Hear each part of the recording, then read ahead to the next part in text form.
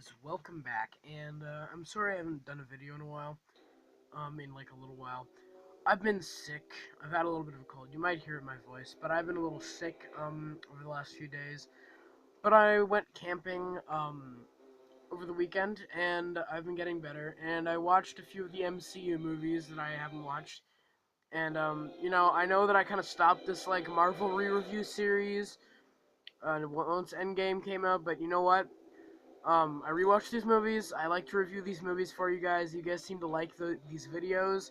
So, I'm going to be rewatching The Incredible Hulk, or I have rewatched The Incredible Hulk. And, it ain't bad. It's not a bad movie, actually. I think it's kind of harsh that people look back at these films and say that a lot of these movies are bad. A lot of the original MCU movies are bad, and they don't really look at them. I've officially rewatched all the Phase 1 movies, and they're kind of an odd bunch, but they're all pretty good. I rewatched Thor and Captain America: The First Avenger, so I'll be talking about those two. Um, but I'll be re-reviewing in the order I watched them. So this one, then I will be talking about First Avenger and then Thor. But yeah, I rewatched this one. So I watched it like last week on like Wednesday, so my thoughts aren't as refreshed on them. But I wrote down some notes. So I'm gonna go through kind of like good mixed stuff and then bad stuff.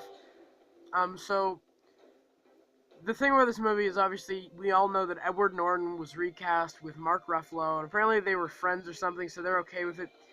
I obviously prefer Mark Ruffalo like most people, but um, that's one of the things that is kind of weird about this movie is the acting. Um, but we'll get to that later. One of the good things about this movie is the music, and that's the one thing a lot of people point to is the music is really good in this movie.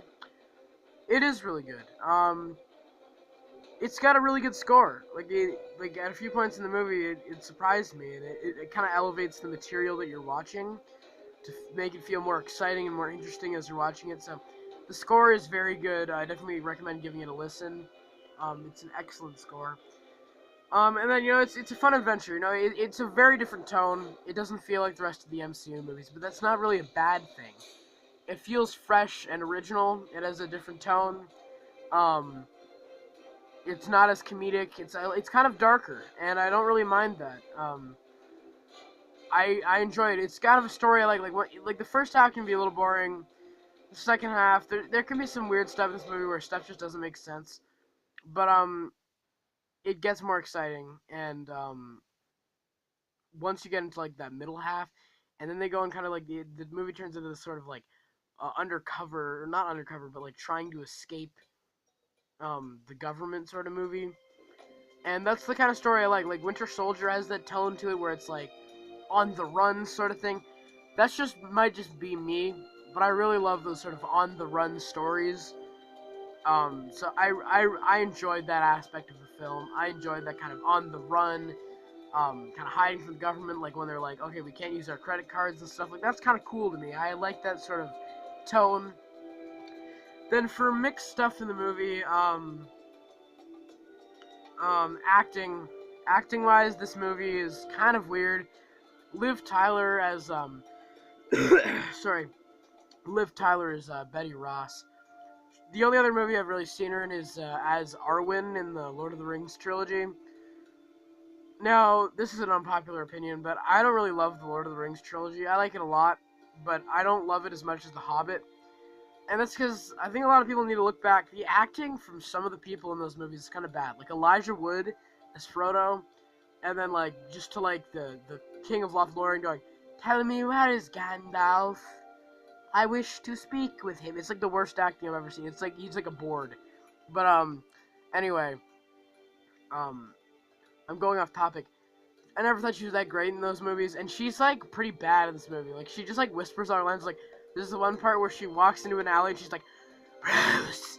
It's like, it's like, why are you whispering like that? Like, it's like no one talks like that. It just feels so weird. It's like no one talks like that. And that's another thing is that I said there's not much humor in this movie. When there is humor, and the movie has kind of a dark tone, so when it tries to get kind of goofy, it doesn't really work that well. Like with some movies, like Captain America: The First Avenger, which I'll talk about soon, when it gets goofy, it kind of works for me. But with this movie, when it tries to get goofy, like there's a part where like obviously Hulk has purple pants. So there's a part where like Betty bought him some clothes, and he holds up like a pair of purple pants, and she's like, "What?" And it feels like a really awkward moment. It's not really funny, and it's like when it tries to be funny, the movie can be kind of awkward, and it feels kind of out of place. It just doesn't. The goofy stuff doesn't really work for me in this movie. Because the movie can feel really weird at times. Um, the movie doesn't really go anywhere as well. Like in terms of the universe, the MCU, it doesn't really go anywhere. Like there's a post-credit scene where Tony Stark walks into a pub and there's General Ross, and he says, "We're putting a team together." And it doesn't go anywhere because like Tony wasn't the one putting the team together. Because in the next movie, Iron Man 2, he doesn't want anything to do with the Avengers Initiative. So that scene had nothing to do with it. And it's not even a credit scene. It's like the last scene of the movie. Like it's really weird. Like it's not even a credit scene. Like it's just like the last scene. It's really weird. It feels like it was supposed to be a post-credit scene, like at the end of the credits, but there's like no end credit scene. It's just like at the end of the movie. It's really weird. Um, there's wonky special effects as well, and I can't really say the special effects are bad, and they work for what they're trying to go for. But you know, there's some good action scenes in the movie. I like the first action scene when they're in where are they? In the beginning when Bruce is there, and then there's like they're in like that facility or whatever, and Ross has tracked him down, and then the agents go in there, and Tim Roth is there, and they have a little fight. I like that action scene, but then the final battle, I hear people saying like they think it's underrated.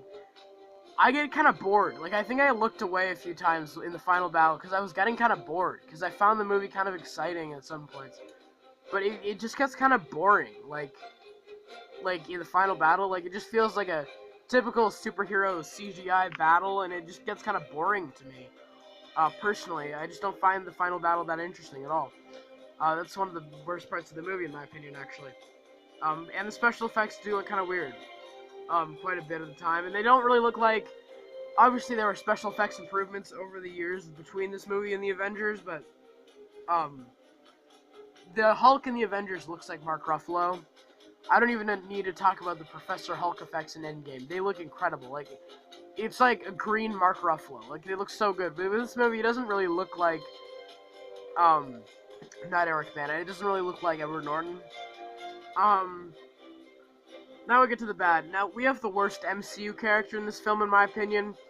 General Ross. He's a terrible character. He's the dumbest character ever. So he alienates his daughter. Let's start off by what he does. Okay. He alienates his daughter. Um, he attacks Bruce Banner at this university, like, covered with, like, a bunch of people. It's a public place. Brings in 1,000,000 tanks. Keep in mind, at this point, he's only Bruce Banner, not the Hulk. So he shouldn't be sending in the cavalry, because that's only going to provoke Bruce to become the Hulk. He, like, alienates his daughter, locks her up, then she gets out on the field with the Hulk, doesn't watch, and, like, orders an airstrike and almost blows up his daughter, and then has the audacity to ask his daughter's boyfriend where she is. And he doesn't know, but even if he did, he wouldn't tell you. You were like, let her out of your sight and almost blew her up. You're the most idiotic character ever.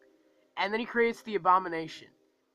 He's a terrible character. He's like honestly like the worst MCU character. Like he's so bad. And like the good thing is William Hurt, he's a good actor. So he definitely elevates the material of the character who would have been like a really bland, boring army general character to a more enjoyable character to watch through his performance because he gives a good performance, granted. But the writing for that character and just the way that character is portrayed, he's terrible. He's such a bad character. Like yeah, he's like the worst character in the MCU. There's some weird shots as well. Like there's stuff where I didn't know what they're trying to go for. Like there's a shot where it shows Tim Blake Nelson's character, like the Doctor what's his face? Not funny. The shot that I'm gonna talk about actually has something to do with his face. But he's just created turned Tim Roth into Abomination, and then he gets hit in the head and his head starts bleeding, and then he falls on the floor and there's like this weird sideways shot, and then he smiles and his head starts like bubbling. It's like a really weird shot. Like I don't know what was going on there. I don't know if they're trying to say like radioactive, but like who like he's just a crazy guy. Like are they just trying to say he's like a crazy guy? Because like why is he smiling? This guy's gonna go kill everybody, and he's just like, and it's weird. It's like this movie should have more consequences because General Ross comes back in the MCU later. Like he's in Endgame, I believe, at Tony Stark's funeral. He was in Captain America: Civil War, and he was in Infinity War slightly, a little bit. But they never bring up this movie again. Like what happened to Betty? After this movie, what happened to him? How did he not lose his job? And like, yeah, once again, he's like the worst character ever. But like what about Abomination? Like they don't really explain if Tim Roth can turn back into the guy, whatever, I don't even remember his name. Um Blonsky? Emil Blonsky or whatever the heck the guy's name is. But like they never explain that he can turn back into a human. So what, they just locked up Abomination and he was never trouble again? They really need to explain what happened to Abomination after this movie, because they never explain that, and it drives me crazy.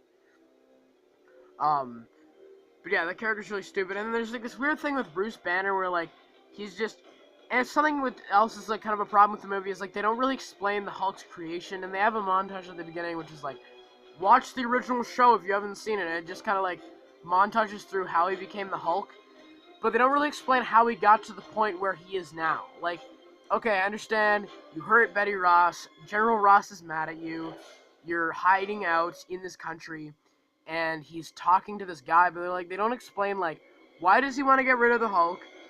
How did he get in contact with this guy? Because they've never met. How did he get in contact with Tim Blake Nelson? How are they talking? Like, Mr. Green, Mr. Blue. They're talking, like, how did they get in contact? Like, he just bumped into this guy who wanted to help him with gamma stuff, and he finds out that they're, like, experimenting on people. I don't know, it's really weird, like, they don't explain that. But then he's like, oh no, the experiment didn't work. He's like, I have to go get the research. And he's like, where's the research? And he just says, home. And then he turns into the Hulk, and then he ends up in this place, and he gets in the car with this guy, and he's like, where are you going? Home. Like, how does he know where your home is? Like, to him, home is the university, Culver University, but, like, home, they don't know what your home is. Like, they don't know that you refer to that place as home. It's like, what do you mean? Like, if I was, like, that person, I'd be like, what are you talking about, dude? Like, I don't know what you're talking about. You're, like, a crazy weirdo.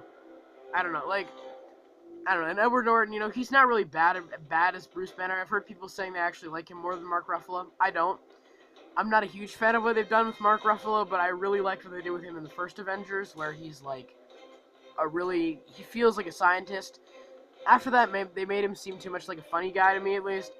But, I really like what they did with Edward Norton, or I thought he was okay. He's probably the best character in the movie.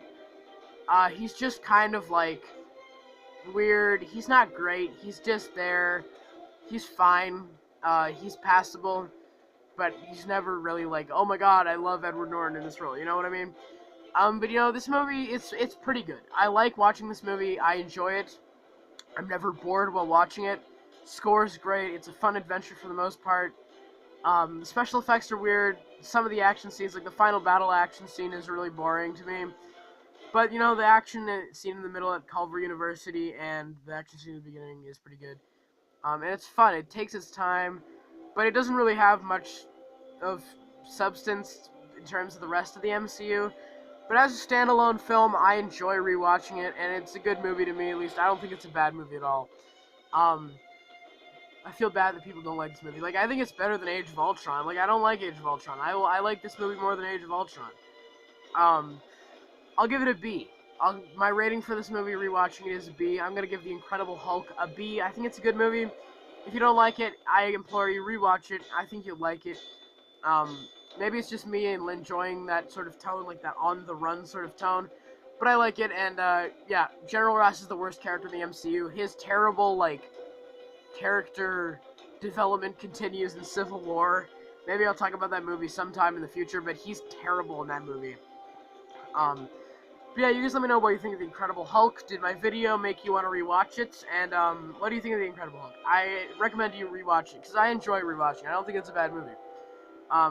Yeah, you guys let me know what you think of the Incredible Hulk in the comments and what you thought of my review as well. And I hope you guys have a great day.